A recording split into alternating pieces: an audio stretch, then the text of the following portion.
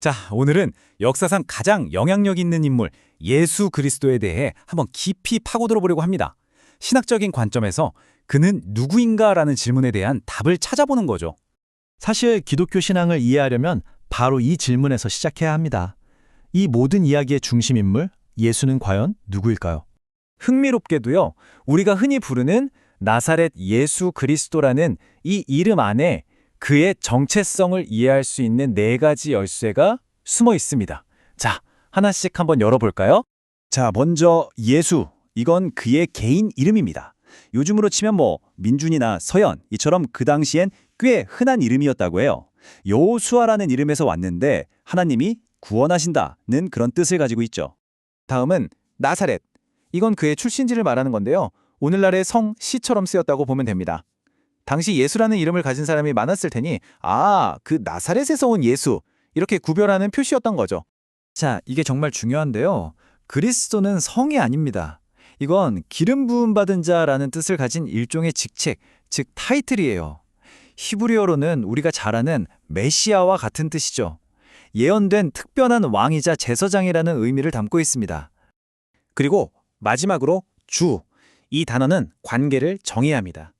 단순히 존경의 의미를 넘어서서 그를 따르는 사람들에게 내 삶의 주인이자 최고의 권위자라는 고백이 담긴 칭호인 셈이죠. 자, 이렇게 이름에 담긴 뜻을 하나씩 풀어봤는데요. 이제 잠시 신학적인 이야기에서 벗어나서 그의 아주 인간적인 면모를 한번 들여다볼게요. 왜냐하면 이 모든 이야기의 시작은 역사 속에 실존했던 한 사람이었기 때문이죠.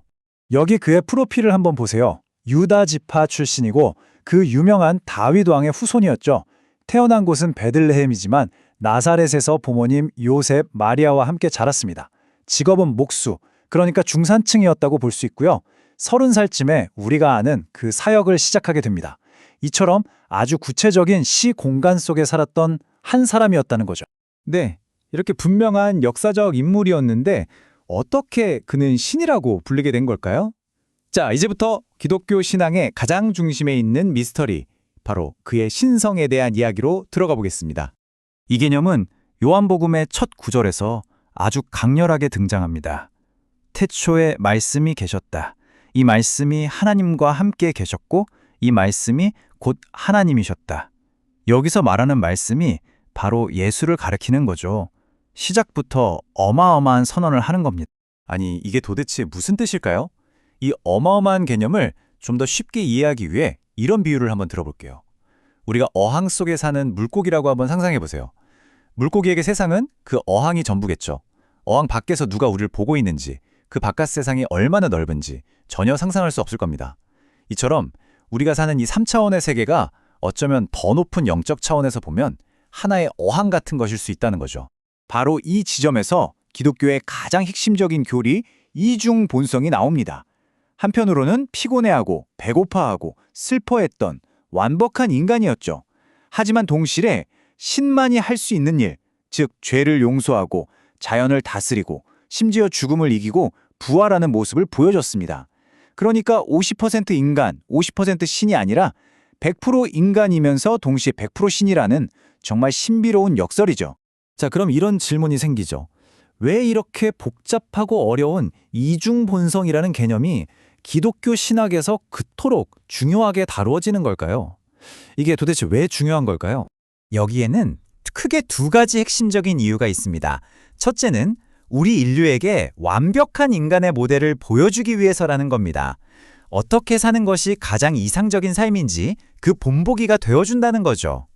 그리고 둘째는 눈에 보이지 않는 하나님이 어떤 분인지를 가장 명확하게 보여주는 살아있는 계시가 되기 위해서입니다. 이 말을 보면 그 의미가 더 확실해지죠. 사람이 어떻게 살아야 하는지 알고 싶다면 예수를 보라. 그리고 하나님이 어떤 분인지 알고 싶다면 역시 예수를 보라. 그러니까 인생의 가장 근본적인 두 가지 질문, 어떻게 살 것인가와 신은 과연 어떤 존재인가에 대한 해답을 바로 예수라는 한 인물을 통해 보여준다는 겁니다. 자, 이제 이야기의 스케일을 확 넓혀보겠습니다. 한 개인의 삶을 넘어서서 창조 이전부터 영원한 미래까지 이어지는 거대한 우주적 서사시로 말이죠. 이 여정을 시간 순서대로 한번 따라가 볼까요? 먼저 인간으로 태어나기 이전부터 말씀으로 존재했던 선제의 시기가 있고요. 그 다음 이 다음에 인간의 몸으로 오신 성육신 사건이 있죠. 그리고 인류의 죄를 위해 죽으신 십자가, 죽음을 이기신 부활, 그리고 다시 영적인 세계로 돌아가신 승천으로 이어집니다. 그리고 이야기는 여기서 끝나지 않고 미래에 다시 오시겠다는 재림의 약속으로 향하고 있습니다. 그럼 부활한 몸은 대체 어떤 모습일까요? 상상하기가 참 어렵죠? 여기서 이런 비유가 등장합니다. 우리가 작은 사과씨앗 하나만 보고 거기서 열매가 주렁주렁 열리는 거대한 사과나무를 상상할 수 있을까요? 거의 불가능하죠. 마찬가지로 지금 우리의 몸으로는 부활한 몸이 어떤 것일지 상상조차 할 수 없다는 겁니다. 완전히 다른 차원의 변화라는 거죠. 이 거대한 여정의 최종 목적지는 뭘까요? 바로 모든 것의 완전한 회복, 새하늘과 새 땅입니다. 지금 이 세상에 있는 모든 깨어지고 불안전한 것들이 온전하게 회복되는 새로운 창조에 대한 약속으로 이 이야기는 귀결됩니다. 자, 정리해볼까요? 이 모든 이야기를 통해 우리가 알 수 있는 건 예수에 대한 신학적 관점이 단순히 한 인물에 대한 설명을 넘어선다는 겁니다. 이건 세상을 이해하고 인간을 이해하고 나아가 우주의 목적까지 설명하려는 하나의 거대한 세계관 그 자체인 거죠. 그렇다면 마지막으로 이런 질문을 던져보고 싶습니다. 한 사람의 정체성에 대한 이러한 관점이 여러분이 세상을 보는 방식과 그 안에서 여러분 자신의 위치를 어떻게 바꿔놓을 수 있을까요?